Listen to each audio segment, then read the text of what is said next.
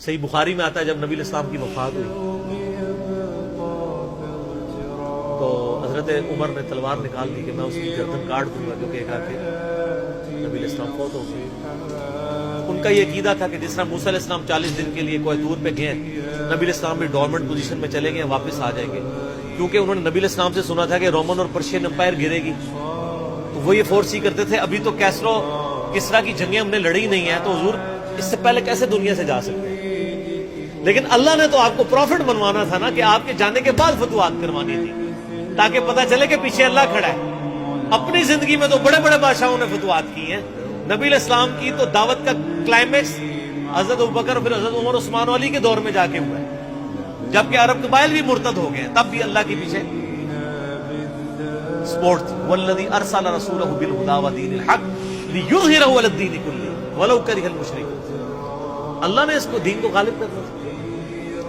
تو بخاری کے الفاظ ہیں، حضرت عمر نے کہا میں اس کی گردن اتار دوں۔ حضرت ابوبکر آئے، انہوں نے حضرت عمر کو دیکھا، اگنور کر کے سیدھا حجرہ عائشہ میں گئے، نبی علیہ السلام کے مبارک کفن کو ہٹا کے آپ کے ماتھے پہ بوسہ دیا اور کہا یا رسول اللہ آپ پہ 2 موتیں جمع نہیں کرے گا، ایک موت تو سب کے نصیب ہے، اب تو ہمیشہ کی زندگی آپ کو اللہ نے آخرت کی دے دی ہے۔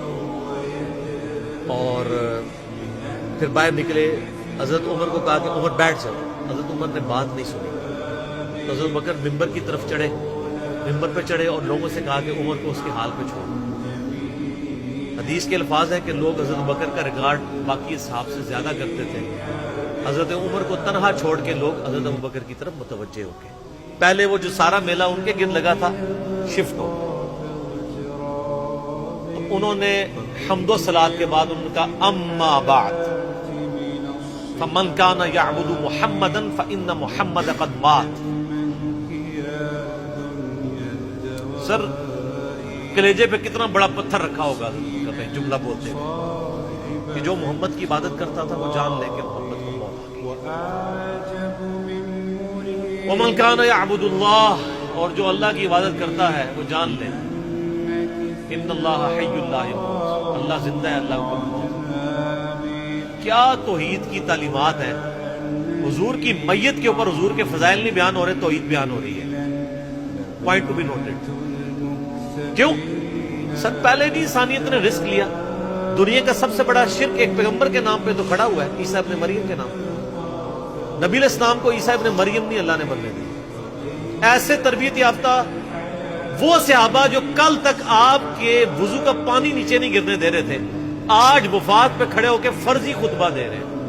جو محمد کی عبادت کرتا تھا جان لو محمد کو موت آ گئی، جو اللہ کی عبادت کرتا تھا جان لو اللہ زندہ ہے۔ پھر آیت بھی پڑھی، صرف فرضی جملہ نہیں بولا۔ آپ تو کہہ رہے ہیں شرک ختم ہو گیا، حضرت بکر جب شروع نہیں ہوا تھا اس وقت بھی کہہ رہے تھے کہ نبی علیہ السلام کو کسی نے خدا نہیں بنانا۔ کیونکہ بخاری کی حدیث ہے، دیکھنا میری شان کو اس طرح بلند نہ کرنا جس طرح عیسیٰ ابن مریم کو لوگوں نے کیا۔ میں اللہ کا بندہ اور اس کا رسول ہوں، مجھے اللہ کا بندہ اور اس کا رسول ہی کہنا۔ سر وارفتگی، دیوانگی، عشق کی ساری کیفیت حضور کی وفات کے بعد بالکل چینج ہوگی۔ صحابہ ہونا تو چاہیے تھا جو وضو کا پانی نہیں گرنے دے رہے تھے جا کے قبر کی مٹی چاٹنا شروع کر دیتے، ایسا نہیں ہوا۔ وہ تعلیمات کی باؤنڈریز کو کراس نہیں کرتے۔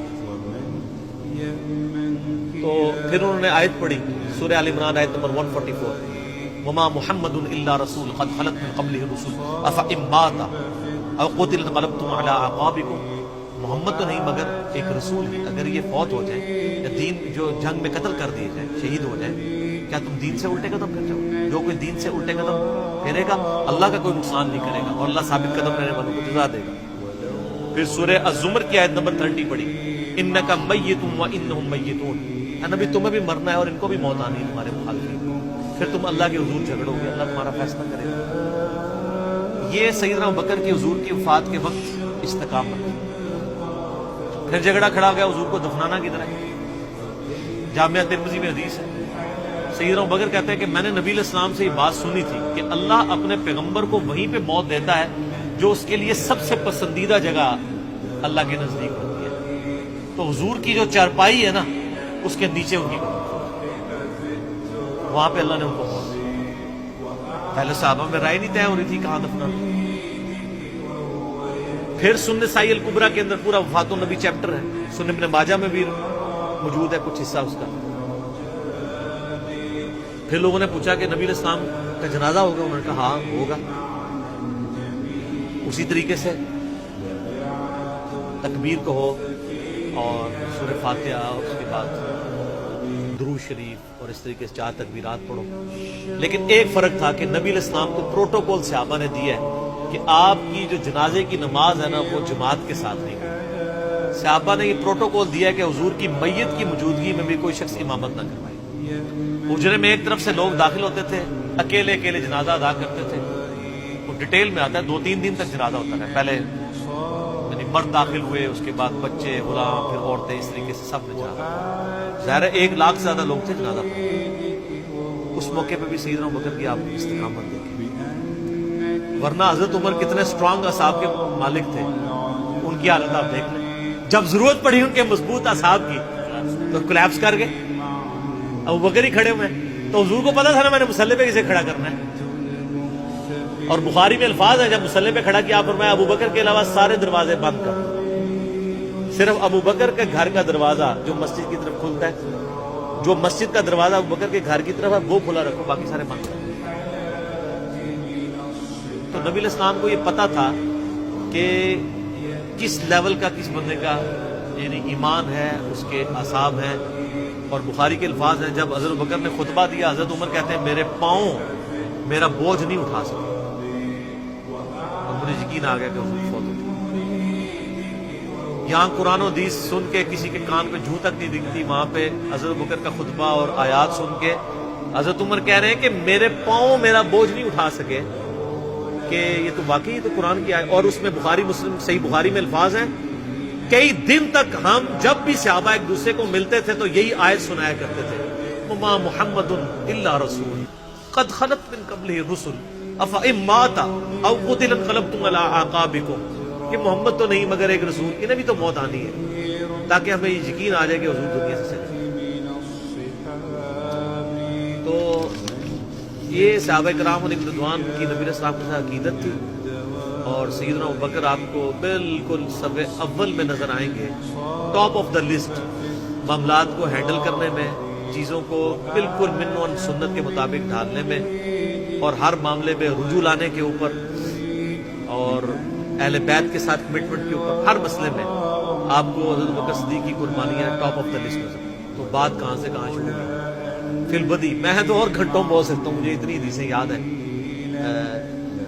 یہ فضائل کے اعتبار سے۔ آخر میں حصول برکت کے لیے میں وہ حدیث بیان کروں گا جو میں اکثر بیان کرتا ہوں۔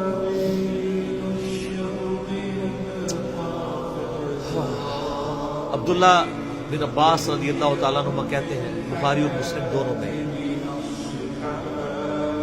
سیدنا عمر کی میت رکھی ہوئی ہے اور لوگ آ کے ان کی میت پہ سلام پڑھ رہے تھے اور اپنے اپنے انداز میں خراج تحسین پیش کر رہے تھے کہ اس شخص کی وجہ سے اسلام کو کیا عروج ملا۔